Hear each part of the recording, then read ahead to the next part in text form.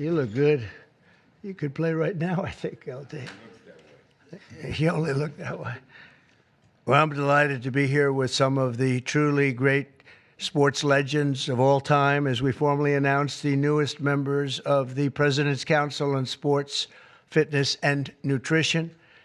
This is an important step in our mission to make America healthy again. It's something that's very important, what we're doing, very important. Dating back to the administration of President Dwight D. Eisenhower, this council has championed the vigor and strength and vitality of the American people.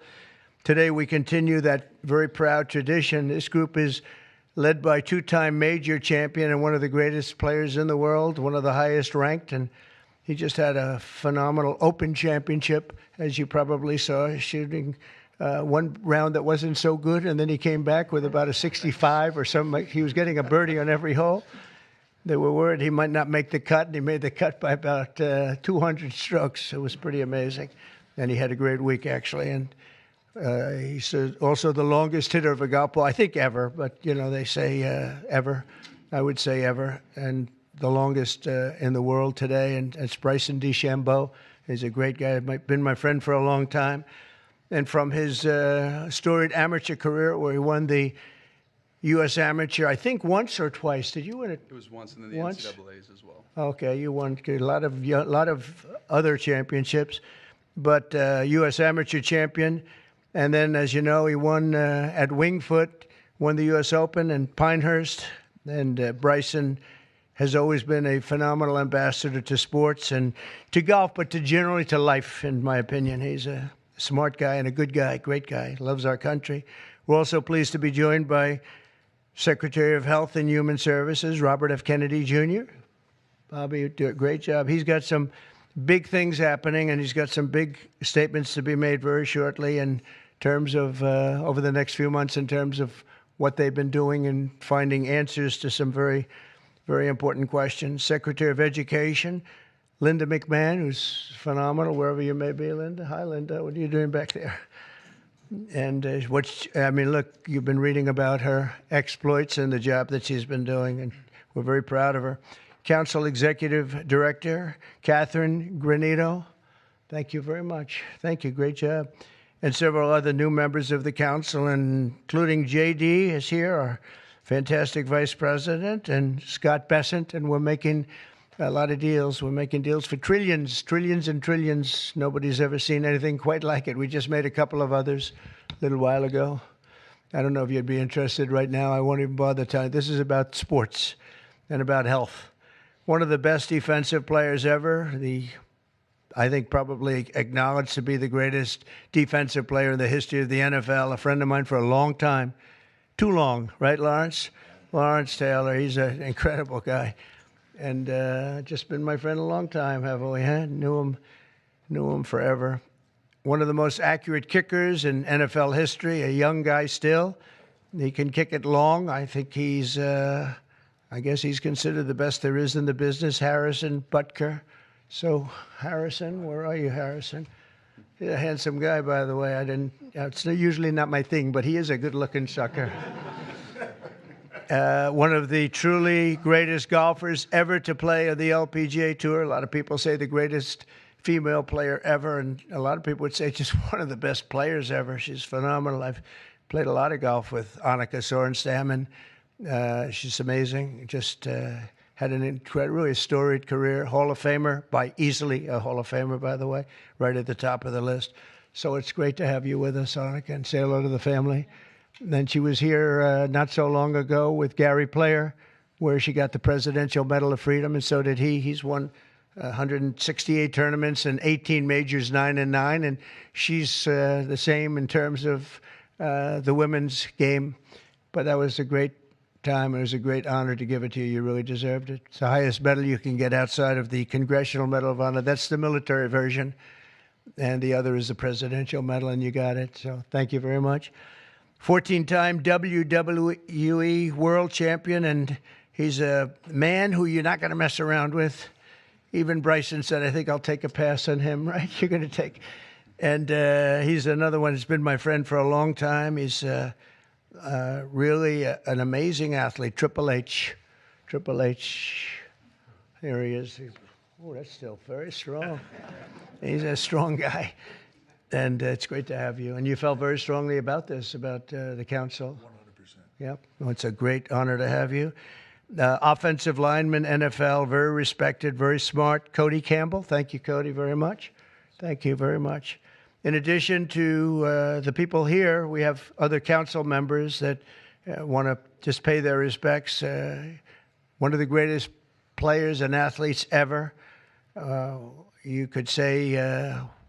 when you look at records, there's probably nothing like it. Tiger and Jack. This is Jack. Tiger was here not so long ago getting the Presidential Medal of Freedom also. He's a fantastic guy. And on the council, we have Jack Nicklaus, and he sends his regards. We have Gary Player, one of the greats. Nellie Corder, who's a phenomenal young, I think you'd say great young player, Annika, right? She's a fantastic person, too. NFL icons, Tony Romo, also a great football player. Quarterback, also a great golfer. Nick Bosa, who's, you know him, he's a modern-day version of Lawrence. What do you think? He's pretty good, right, Lawrence? Pretty good. He is. Saquon Barkley was on the council. And Tua Tagovailoa, the quarterback, who is really, he's been fantastic. He's been, when he's not injured, he's great. He's got to stay healthy, but he's a great guy. NFL Commissioner Roger Goodell is on the commission. NFL Commissioner Gary Bettman, and the great one, Wayne Gretzky, is on, and a man who also received the Presidential Medal of Freedom, Mariano Rivera.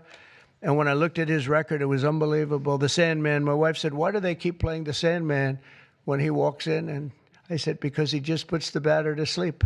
He was great. When you look at his record compared to second, and Raleigh Fingers was great, and he was really great. But when you look at the record, boy, Mariano had a record. I've never seen anything like it. He was so high up. The order that I'll sign today in a few moments directs the council to develop strategies to improve America's physical fitness and renew the American spirit, excellence, competitiveness, and sportsmanship. To that end, I'm pleased to announce that we're officially restoring the Presidential Fitness Test and the Presidential Fitness Award, and it's going to be a very big thing. From the late 1950s until the 2013, graduate scholars all across our country competed against each other in the Presidential Fitness Test, and it was a big deal.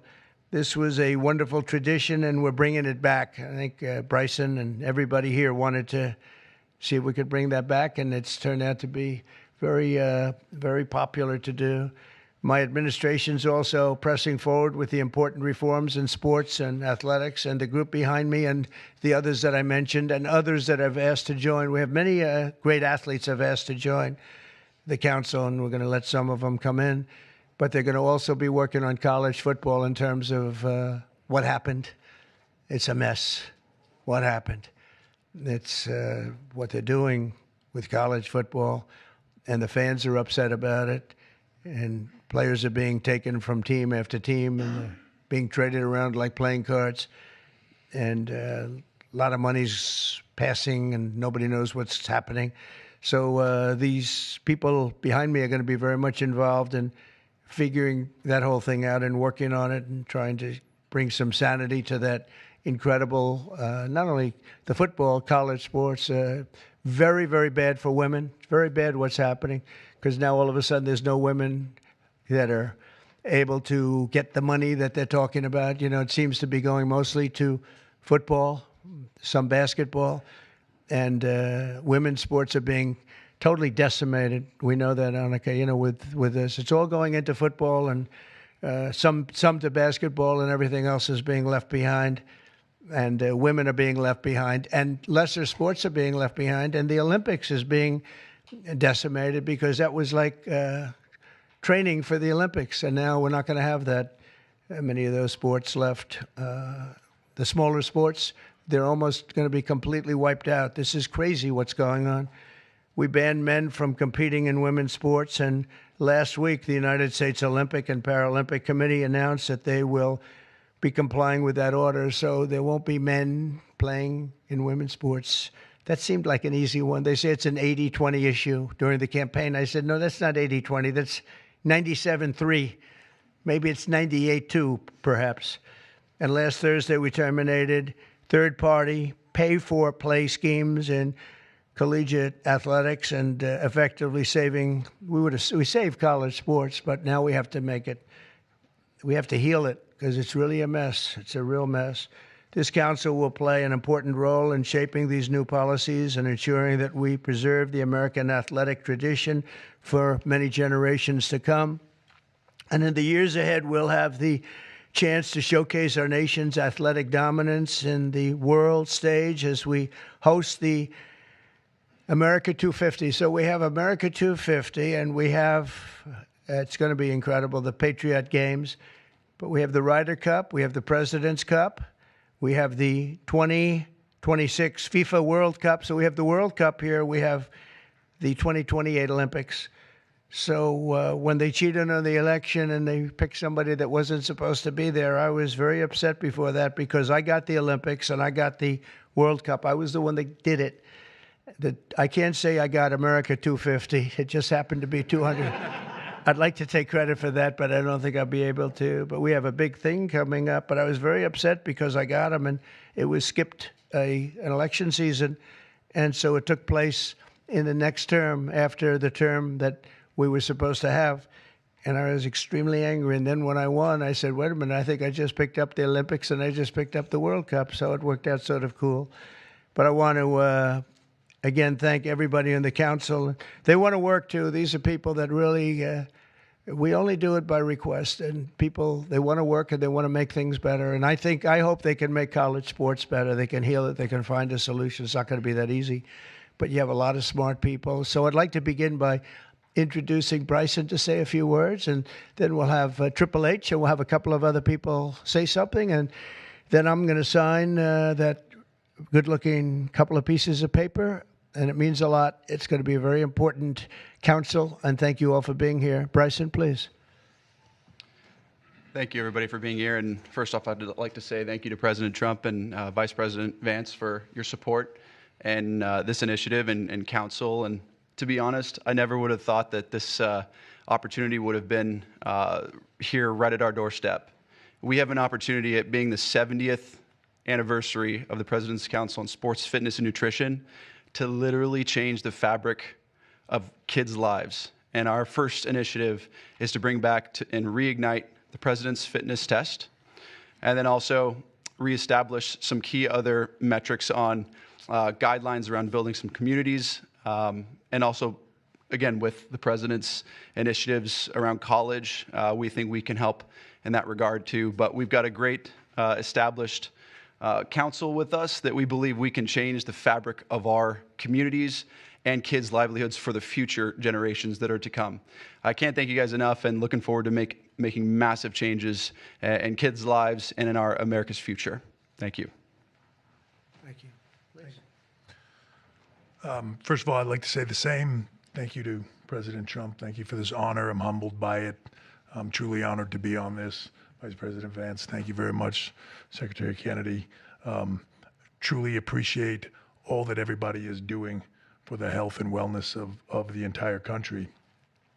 For me, since I was 14, this has been such an important part of my life. Health, fitness, sports, nutrition, all of it. I think learning that at a young age sets you up for success in life. And without it, you're at a lesser place for it. So I look forward to the opportunity to do this. I look forward to the opportunity to help make our youth healthy, help get them engaged in sports, and let them learn what it takes to be successful in life. So thank you very much for the honor. Thank you. Very much. Thank you. Bobby, please. Thank you very much, Mr. President. In December of 1960, a month after he won the election, my uncle, who was about to be president, wrote an article for Sports Illustrated called The Soft American, and he was lamenting the fact that America had prided itself on its beef jerky toughness. and that we were losing that. We were falling behind Europeans. We were falling behind other nations. And he was signaling with that article that he was going to make physical fitness of our kids the centerpiece of his administration. And I'm so grateful to President Trump for bringing back this tradition. I was talking to Paul before we went in here. We were part of the Council on Physical Fitness when we were kids. And you had to do sit-ups, you had to do pull-ups, you had to do shuttle runs, you had to do 1 mile runs. And they awarded the top 15% with a patch and with recognition and with certificates. And for me, it was a huge item of pride when I was growing up. And we need to reinstill that spirit of competition and that spirit and that commitment to nutrition and physical fitness. And I'm so grateful to President Trump for your leadership in bringing this back for our country. Thank you very much. Anna, representing the great women in sports, please. Thank you. Thank you, Mr. President, Vice President Vance. This is truly an honor. I want to thank the team behind me here for giving us trust to be able to do this. Sport has always been part of my life, and the importance of living a healthy, active lifestyle cannot be any more important than nowadays. So thank you for the trust, and I can't wait to get to work to make a difference in kids' lives, but also in people's lives. I think the time is so important. Obesity is the highest it's ever been. Mental health, as we all know, the need ought to be tackled. So thank you for the trust, and look forward to going to work with the team behind me. Appreciate it. Thank you. Lawrence, you want to say a few words? Come on up. Come on. He's a little shy, but once he gets going, nobody can stop. Oh, no, that don't stop. I'm just proud to be on this team. I don't know why. I don't know what we're supposed to be doing, but I'm here to serve, and I'm here to serve you. Okay, so I'm going to do the best I can for as long as I can. Thank you very much. Nobody like him. Come on, young superstar. Obviously very excited to be here. Thank you, Mr. President, for allowing me to serve on the council. Just excited to do my part to help make America healthy again, to help our youth be healthy and thrive and grow up and be great citizens of this country and be great family members and contribute to this great country. And I think you have to be strong in mind, in body, and soul. So thank you so much for allowing me to be here. Thank you. Thank you very much. Okay, sure, sir. Well, thank you all, and thanks to the president for setting up this important commission. Thanks to all the great athletes for lending their credibility to it. I think all of us who have young kids at home just know that kids are healthier, they're happier, they do better when they're out there, they're being active, they're playing in sports, they're hanging out with their friends. I think all of us have thought at one point in the last few years that kids spend a little too much time on their phones, maybe a little bit too much time in front of the TV, and we just want kids to do better. We want them to be healthier, we want them to be happier, and we know that getting out there, playing in sports, and being active and healthy and physically fit is a critical part of this. So all due credit to the President and Secretary Kennedy's leadership. This is all about just making our kids better citizens, better people, and happier in their daily lives. And I think this is a great team to get it accomplished. Thank you, sir. Okay, let's sign this. Linda, come on. We'll sign this for Linda. She's doing pretty well, right? Linda's amazing. Good job.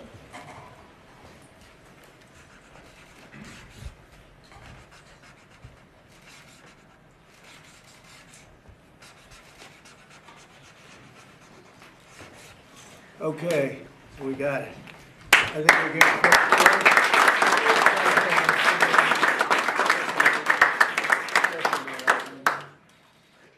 Okay. We'll pass them around, please. Okay, here you go. Thank you. Okay.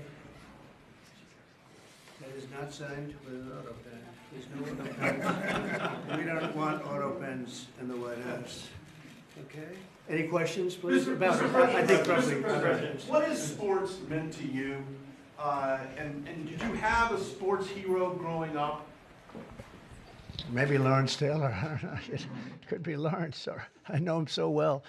Well, a lot of sports heroes. It meant a lot. I was always a person that loved playing sports. I was good at sports. when you were really focused on sports, you thought about nothing else. There was nothing else outside. It kept you. And to an extent, this is one of the reasons I like golf. You get away for a couple of hours. I play quickly and get through it. And for 2 hours, you're not thinking about all of the nonsense and all of the important things, frankly, but it cleans your mind. No, I think sports is so important. I think what this council is doing is going to be very important. And it gives you a little exercise, sometimes a lot of exercise. It's a great thing. It's a great thing. Sports are, you learn about people and you learn about how people compete. Now, it doesn't mean that if somebody's not a good athlete, a lot of people just are not good athletes, so they can't compete. But you learn about people playing sports and playing sports with and against some. So I've always loved it. It's been very important to me. These people are, inspirations. These are the top people in their individual sports. The council itself, I mean, they have some of the greatest champions, for the most part, the greatest champions in their sport. So they really understand sports, and understanding it's very important. Thank you for the question. Yeah, please. Please, go ahead. Yeah, Mr. President, can you talk about your plans for the new ballroom that was announced today? Yeah. And the $200 million, that's going to be paid for by yourself as By well me, as yeah. private donations? It's a private thing. Yeah, I'll do it, and we'll probably have some donors or whatever, but it's about $200 million. So we've been planning it for a long time. They've wanted a ballroom at the White House for more than 150 years, but there's never been a president that was good at ballrooms. I'm really good. In fact, I looked at one that we just built in Turnberry in Scotland, and it's incredible.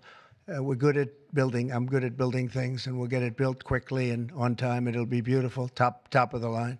We've retained the best architects and engineers, everything else. It'll be built over on the east side, and it will be beautiful. It'll be views of the Washington Monument. It won't interfere with the current building. It'll be near it, but not touching it, and pays total respect to the existing building, which I'm the biggest fan of. It's my favorite place. I love it. But they've wanted it, and when they have big events, you entertain the president of China or the president of any place, and you have big crowds. They've always had to get a tent. And you've probably been to some of them, Bobby. When it rains, it's a disaster. And the tent's 100 yards. That's more than a football field away from the main entrance. And people are schlopping down to the tent. It's not a pretty sight. The women with their lovely evening gowns, all of their hair all done, and they're a mess by the time they get. And they've always wanted to have it. And I said, in the first term, I said, if I get another shot at this, I'm going to do a ballroom. I was pretty busy in the first because I was running the country, and I was also fighting for survival with all of the lunatics I had to beat. But it worked out, obviously, it worked out very well because here we are. But I always said I was going to do something about the ballroom because they should have one. So we'll be leaving it. It'll be a great legacy project, and I think it'll be special. You saw some renderings of the initial. I think it'll be really beautiful. No government dollars at all. No government dollars, no. Busy week between this executive order, trade, Russia, Gaza, but also the family of Virginia Giuffre released a statement overnight in response to some of the comments that you made this week. You said that Jeffrey Epstein stole people from Mar-a-Lago. At the time, did you know why he was taking those young women, including Virginia? No, I didn't know. I mean, I would figure it was ABC fake news that would ask that question, one of the worst. But no, I don't know really why. But I said, if he's taking anybody from Mar-a-Lago, he's hiring or whatever he's doing. I didn't like it, and we threw him out. We said we don't want him, at the place. This is a story that's been known for many years, as you know. But it's, I didn't like it that he was doing that. Yeah, please. If Canada moves forward with Palestinian state, Say it again. If Canada moves forward with recognizing the Palestinian state, is that a deal breaker for you? Well, we're going to see. I didn't like what they said, but that's their opinion. I didn't like that. Not a deal breaker, but we haven't spoken to Canada today. He's called, and we'll see. But we have made a few deals today that are excellent deals for the country. We're taking in literally trillions of dollars for the country. This is making our country very rich and respected again.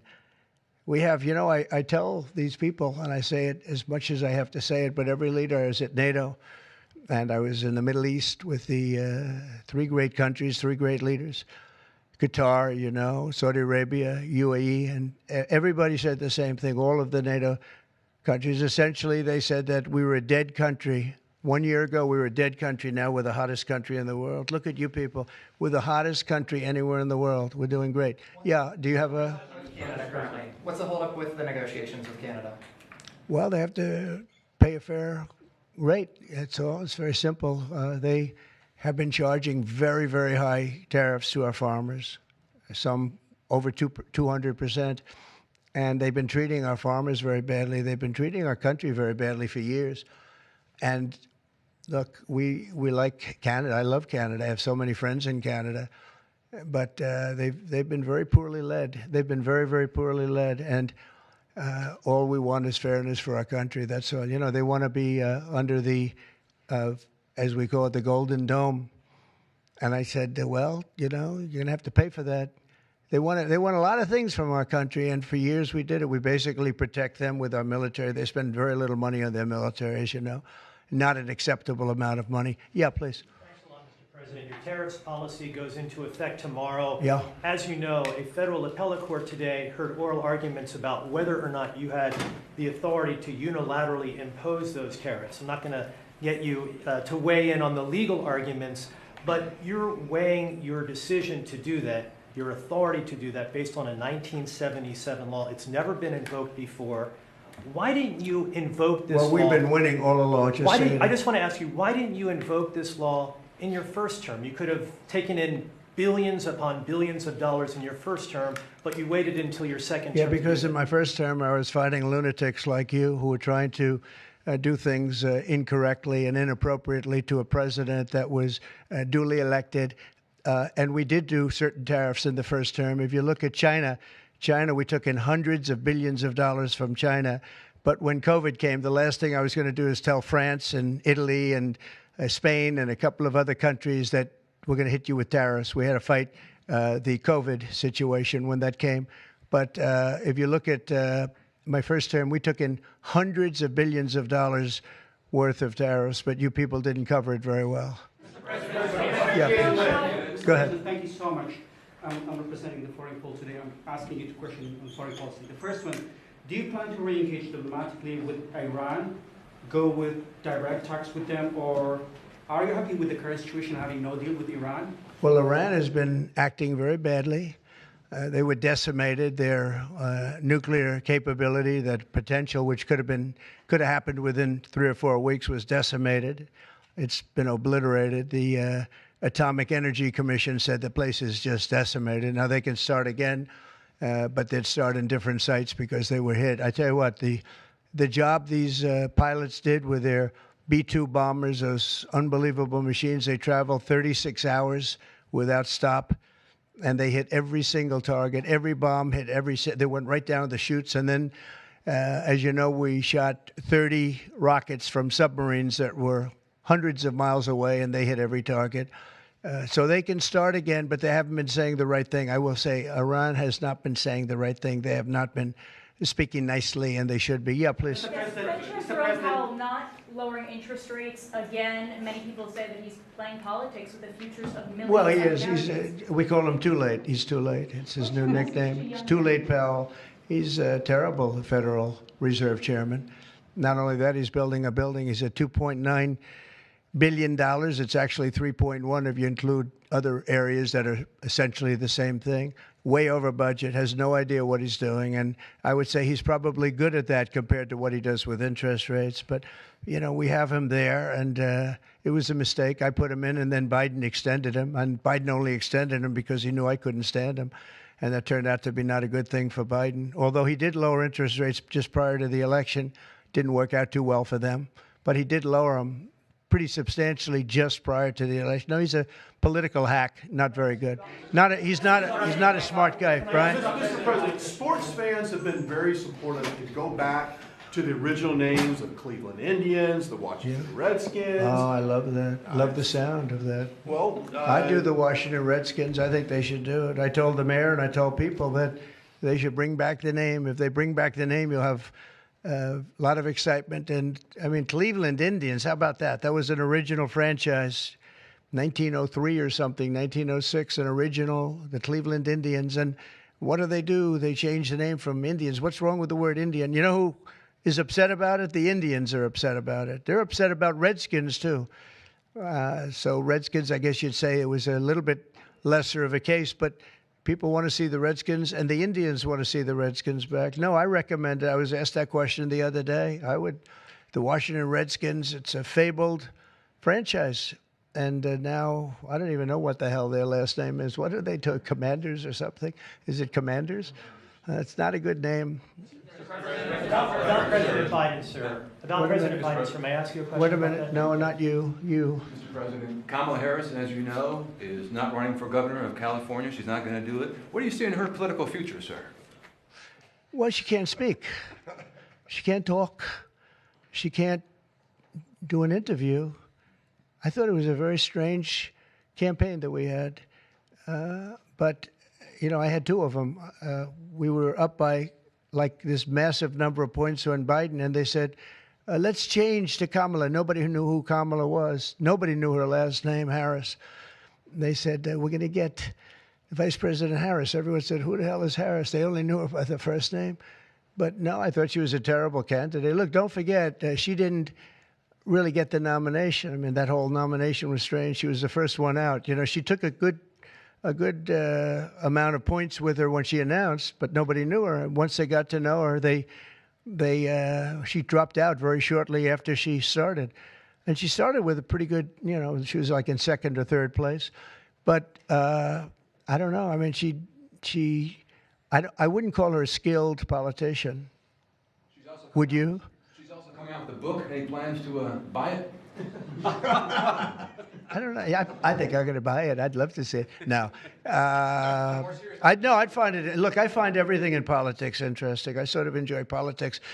She wasn't a skilled person. You know, you have skilled politicians, really skilled politicians, and then you have some that aren't. And she was put in a very tough position, I think. She did have a 6-week honeymoon. They were told me, the pros said, you know what, she's going to have a 6-week. And she did. She was like untouchable in terms of everybody thought great. But she didn't do any interviews or anything, which was strange. Not even friendly interviews with friendly reporters like her right there, a really friendly reporter. And you know what happened? People said, what's wrong with her? Why isn't she doing? She made a mistake. She should have done interviews. She didn't run a great campaign, but we beat Biden, and then we had to beat, nobody's beaten two. I had to beat two. That's like Dana White, the great Dana White has a fight, and he has a fighter that's getting the hell knocked out of him. They say, well, let's take him out and put somebody else in. Didn't seem fair to me at the time, but where are we? We're in the White House. So, I mean, you know, so it worked out. I can answer a very serious question here. Russia today hit Kyiv with missiles and drones, more than 100 people, kids. I think it's Russia, I think it's disgusting what they're doing. I think it's disgusting. This is Biden's war. It's not my war. But I said if I get in, I'll try and get the thing stopped. But I think what Russia's doing is very sad. A lot of Russians are dying. You have a lot of Russians. More Russians are dying. But Russians are dying. Ukrainians are dying. You know, the United States isn't really involved in that war. It shouldn't be. And by the way, I made a deal with NATO where NATO pays us for everything that we send. We send them ammunition, missiles, etc. And we're not paying anything for that war. But I will tell you this, it should be stopped. It's a disgrace. And the ones that are dying are they're losing 7,000 now. It was 5,000. They're losing now 7,000 soldiers a week, Ukrainian soldiers and Russian soldiers. And they're also losing people now in the towns and cities because Putin's hitting them with rockets. No, I think it's disgraceful. You have a 10-day deadline. You imposed a 10-day deadline. Yeah, we have about 8 days. Yeah, we're going to put sanctions. I don't know that sanctions bother him. You know, they know about sanctions. I know better than anybody about sanctions and tariffs and everything else. I don't know if that has any effect, but we're going to do it. Europe is extremely upset. But this is a war that should have never happened. This is a war that wouldn't have happened if I were president. And this is Biden's war. This was a stupid war to get into. Should have never gotten into this war. Stephen is traveling to Israel. Yeah, going to Israel, and then he's going to Russia, believe it or not. Representative Marjorie Taylor Greene has said that what is occurring there is a genocide. Do you agree? Oh, it's terrible what's occurring there, yeah. It's a terrible thing. People are very hungry. You know, the United States gave $60 million for food, and it's a shame because nobody, I don't see the results of it, and we gave it to people that in theory are watching over it fairly closely. We wanted Israel to watch over it. Part of the problem is Hamas is taking the money and they're taking the food. But we gave $60 million a couple of weeks ago. Nobody said anything about it. Nobody said thank you, but I didn't need the thank you. I just wanted the people to get fed, and we're helping out financially with that situation. It's a terrible situation. So just to conclude, I want to thank everybody for being here. I want to thank you for being here. This is a great group of people, and it's a good feeling. When we first came to office, this country was really in trouble. And now we're rich as hell, and we're doing amazing things, and we really are. We're the hottest country in the world, and I like that. Thank you very much, everybody. Thank you. President, can I ask you about Mr. President? Can I ask you about